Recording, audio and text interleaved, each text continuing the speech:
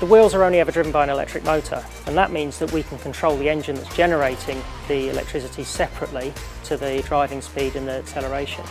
But we've also added another technology, which is active noise cancellation. So very similar to the headphones that you use on the aeroplane, we have a speaker in the luggage room of the car that will play the inverse noise to the engine and cancel it out. So when you're driving around the city, the engine can start and stop, and you won't even notice it's happening. Out.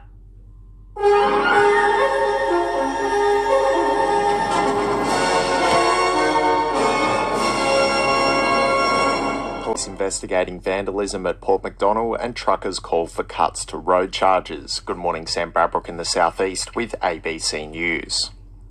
Australia's peak timber industry body says Russian timber is making its way into Australia by exploiting a loophole in tariff laws.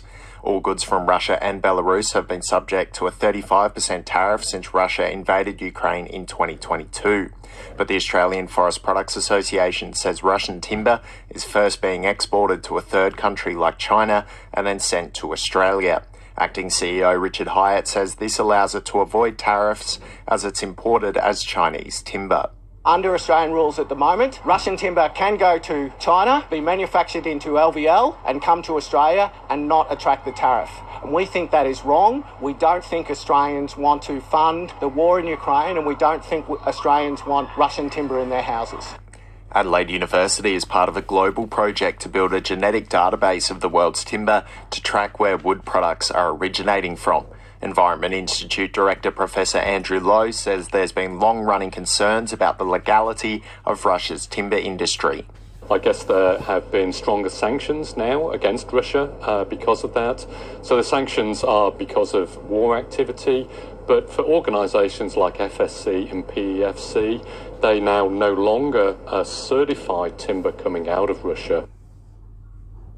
The Department of Foreign Affairs and Trade says Australia has imposed more than 1,800 sanctions on Russia and its supporters. A spokesperson says the government takes tariff compliance seriously and importers are expected to do necessary due diligence on their supply chains. Locals have reported swastikas being spray painted on 3 penguin sculptures on 8 Mile Creek Road at Port Macdonald. Police say the vandalism occurred between 8 a.m. and 1:15 p.m. on Friday, the 19th of June. Photos taken by locals show swastikas and other objects were drawn with black spray paint. Anyone with information is asked to contact Crime Stoppers. Australia's largest road freight transport association is calling on the federal government to rethink its decision to wind down the heavy vehicle road user charge reduction. Here's political reporter Lexi Junowick. Over the weekend, the government announced an extension to the fuel excise cut for July at a lower rate of 16 cents per litre and a partial return of the heavy vehicle road user charge at 16 cents per litre. CEO of the National Road Transport Association, Warren Clark, says he wants to see the road user charge removed entirely until the end of the year. This is not someone taking a joyride in their car. This is a company providing an essential service to keep this economy going. The road user charge for heavy vehicle operators is usually 32.4 cents per litre. A local small business owner says using AI-generated content is vital for companies to get noticed online. Craig's Bakehouse in Narracourt has been using AI to enhance images of its products for posts to social media. Owner Craig McCullum says he's adopted a strict policy of not changing the look of products, but allowing AI to change the background or lighting. He says without AI, effective online marketing would be too expensive for many small businesses. People respond more positively to an image that is appealing, more so than what I can just do when I'm taking a photo on my phone. And I can't afford to have a photo crew following me around all the time. A Coonawarra winery is consolidating its number of wines and closing its cellar door on Penola's main street as it reshapes its operations. Coonawarra Wines, owned by Nicole and Drew Rieske, will be downsized as the family pursues other business opportunities. Ms. Rieske says the decision to restructure the business is unrelated to pressures facing the wine industry across South Australia. Ours is coming from our other business opportunity that we have been working on for the last couple of years, and we're just really ready to throw our efforts behind that. Drew's been working on that for the last 6 years. SA Health Minister Blair Boyer says he's looking at ways to make it easier for regional patients to access travel subsidies for medical treatment. The government's expanding the Patient Assistance Transport Scheme from July, including increasing the accommodation subsidy from $44 to $110 per night for an individual. The government will also expand eligibility for the fuel subsidy as part of the changes promised before the March election. Mr. Boyer says he's also keen to make the application process easier. This is people who are already dealing with a lot of stress in their lives, and they might have cancer or something like that. They might have freshly had a diagnosis. Where avoidable, I'd rather those people not have to deal with the stress of a heap of paperwork as well. The Timber, Furnishing and Textiles Union says Australian home builders should take more steps to promote local wood amid a downturn in the industry. Cheap imported timber and a slight slowdown in the housing market has led to some manufacturers operating at decreased capacity in the past 6 months. Greater Green Triangle District Secretary Bad Coates says when timber imports stopped during the pandemic, local suppliers stepped up to meet demand. Local timber producers did the right thing and supplied all those truss manufacturers to keep the housing market moving during that period of time. It's time for those truss manufacturers to show a bit of loyalty to local producers. The Health Services Union says social workers are considering taking serious industrial and legal action over registration.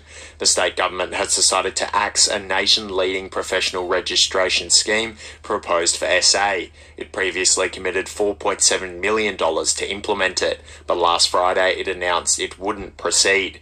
HSU Branch Secretary Billy Elrick says members want the decision reversed. Obviously, this news came out of the blue, but members are frustrated and annoyed at this decision, and they're genuinely and seriously considering taking strike action, including rallying out the front of the Minister's office and elsewhere. Minister for Child Protection Alice Rolls says the government cut the scheme to save social workers the costs associated with registration. Our focus is not on trying to save money for the government at this point. Our focus is much more on making sure that we don't impose an additional cost on social workers at this time. Organisers say this year's southeastern red-tailed black cockatoo count has returned outstanding results, with the number of volunteers looking for the endangered birds on the rise. Josh Bryan reports. Despite strong winds, cool temperatures and rain, about 1,400 individual birds have been spotted as part of BirdLife Australia's 30th annual Cocky Count on May 2nd. More than 200 volunteers searched about 4,400 kilometres of habitat across the Limestone coast and southwest Victoria, with a record 101 survey teams taking part. Chairman of the Southeastern Red-tailed Black Cockatoo Recovery Team, Mark Smith, says although bird numbers this year are high, the broader outlook for the species is still a concern. A Limestone Coast potato farmer says he'll likely lose 200 tonnes of product due to consistent rain throughout June. More than 100 millimetres of rain has fallen across parts of the lower southeast so far this month. While it's been good news for many, Pleasant Park farmer Terry Buckley says he struggled to get out and harvest. He says he'd need a week of dry weather to get the last spuds out. We're really a bit upset that we haven't been able to get that cultivated and get new pasture in it, but now it's going to have to wait until early spring and recultivate it, which means the potatoes will be up on the ground if they're there, and the sheep will eat them or they'll go green or something will happen to them. The price of fuel has continued to come down in recent weeks, with unleaded dropping to as low as $1.55 per litre in the southeast, while diesel can be found at $1.75 per litre.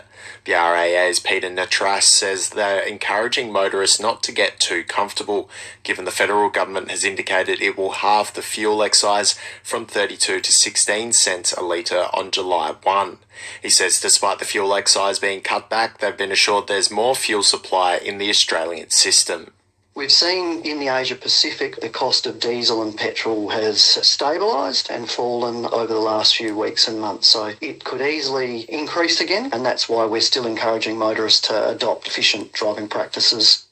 The state government is looking to encourage development of a South Australian hemp industry, investing $500,000 in trials and grants. While researchers found the crop is suitable for the Limestone Coast, one of the trials would try to find varieties with low water requirements to allow the crop to grow in drier areas. Primary Industries Minister Claire Scriven says she believes hemp is currently being underutilised. Specifically, if we can focus on crops that may have low water requirements, then that's going to be having a greater impact and better chance in terms of being a good solution for diversification than some other crops. The Treasurer of the Industrial Hemp Association of South Australia, Bernard Thompson, says the grants will help raise the profile of the industry, but he says there's still changes to overcome, like the lack of a processing facility in SA. That's a challenging technology. I mean, it exists. Of course, hemp's been around for hundreds and thousands of years, but to mechanise it in a way that's economic is still a challenge, and you need to know that your market is solid before you go ahead. Disability advocates have welcomed an extension of an inquiry into the federal government's proposed overhaul of the National Disability Insurance Scheme. After striking a deal with the Greens, Labor will allow for an 8-week inquiry into the reforms, which include cutting 160,000 participants from the scheme by 2030. In exchange, the minor party will vote to support the government's tax changes in the Senate.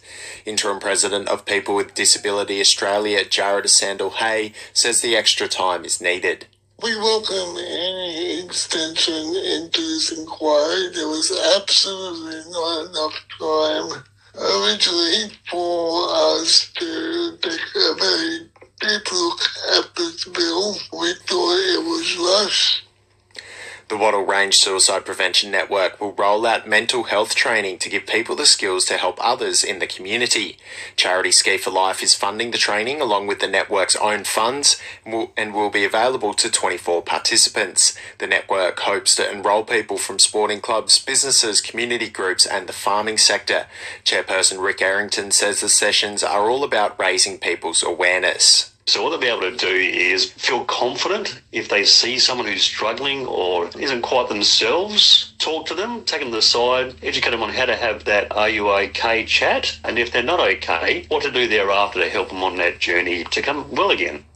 Football South Australia is investigating after receiving reports of an incident following a soccer match in Mount Gambier over the weekend. Josh Bryan has more. The incident is believed to have occurred after a fixture between the Blue Lake and International soccer clubs on Saturday. A spokesperson says Football SA is working with the clubs to establish the circumstances surrounding the incident and that it's important the investigation is allowed to run its course before any conclusions are reached. The organisation says it takes matters relating to the safety, well-being and conduct of players and spectators seriously. The spokesperson says no further comment will be made while the investigation proceeds. The State Coroner will hand down findings following an inquest into a fatal crash at Sutton Town outside Mount Gambier in 2020. Jack Ward has more.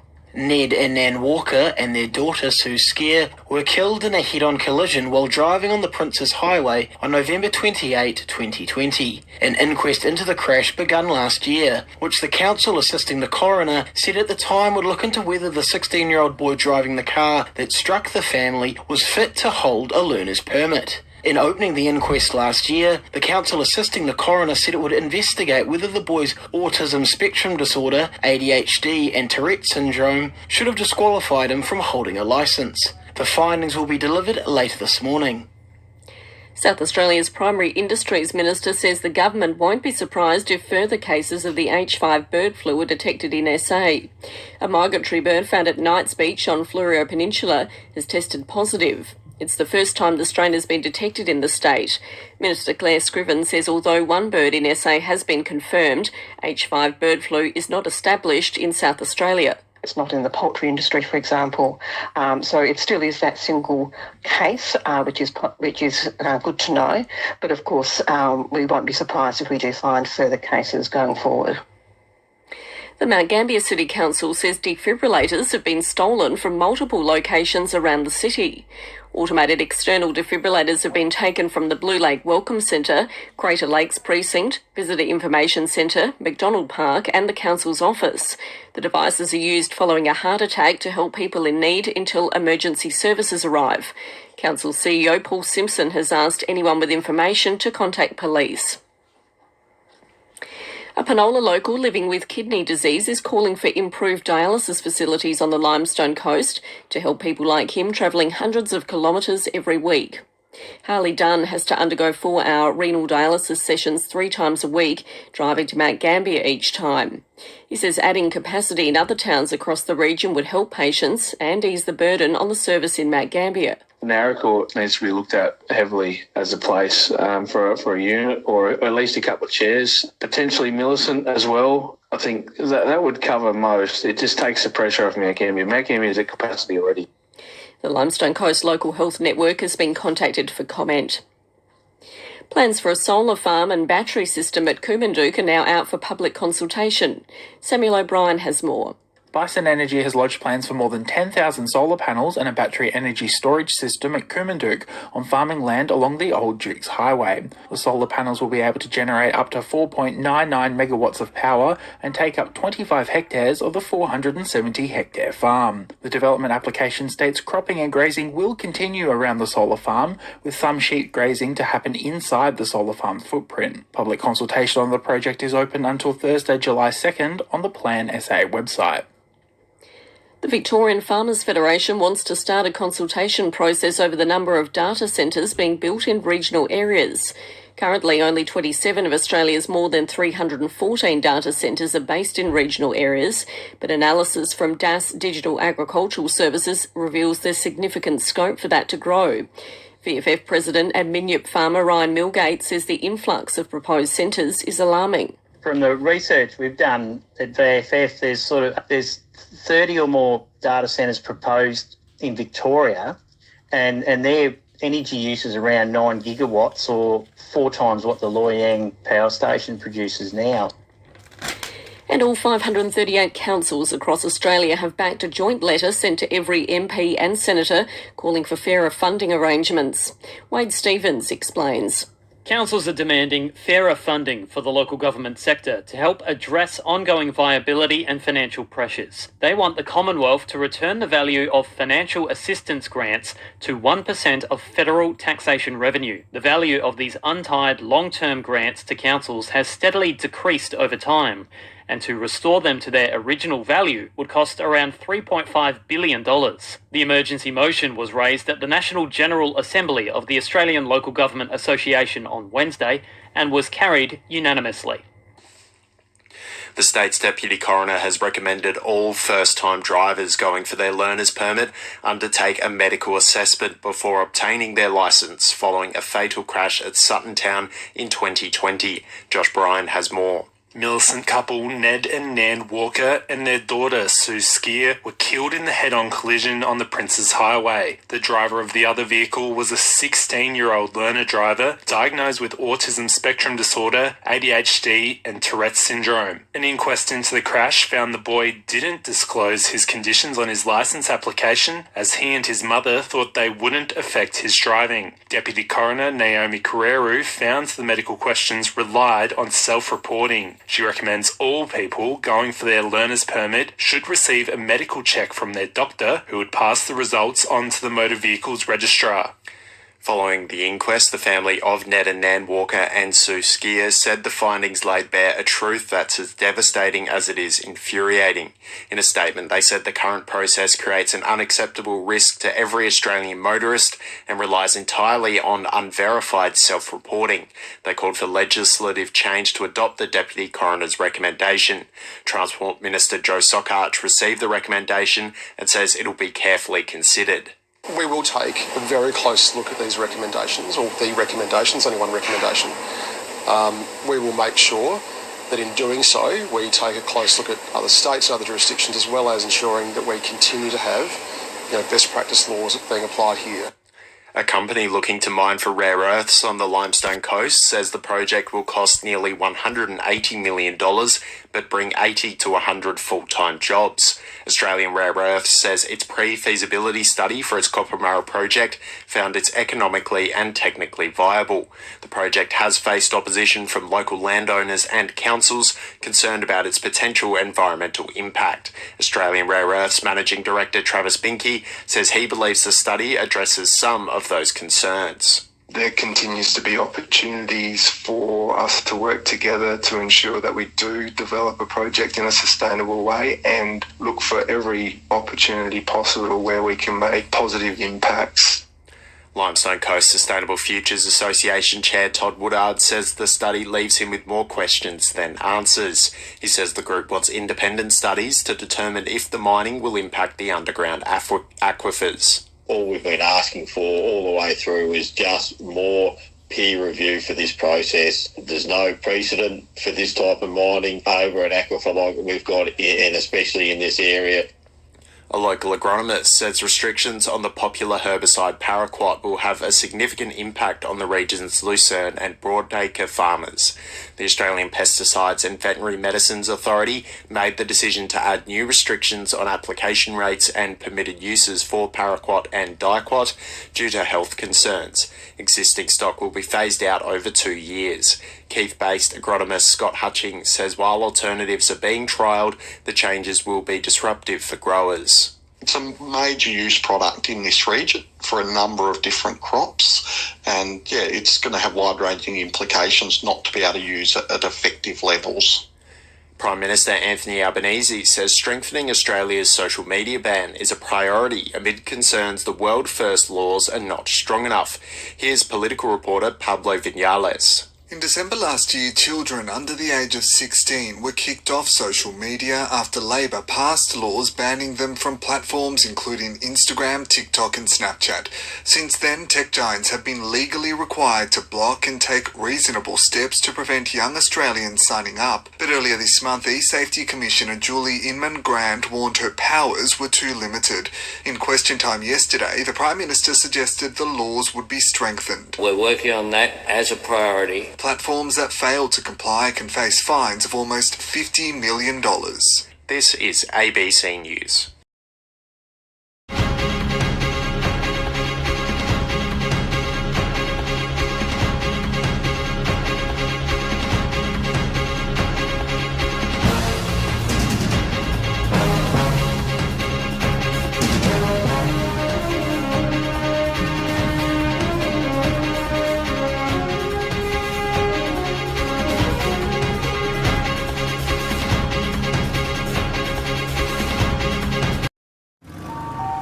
Yeah, give me that happy wash. Scratch-free guarantee. Make me feel like a limousine. Happy wash, happy car at OTR.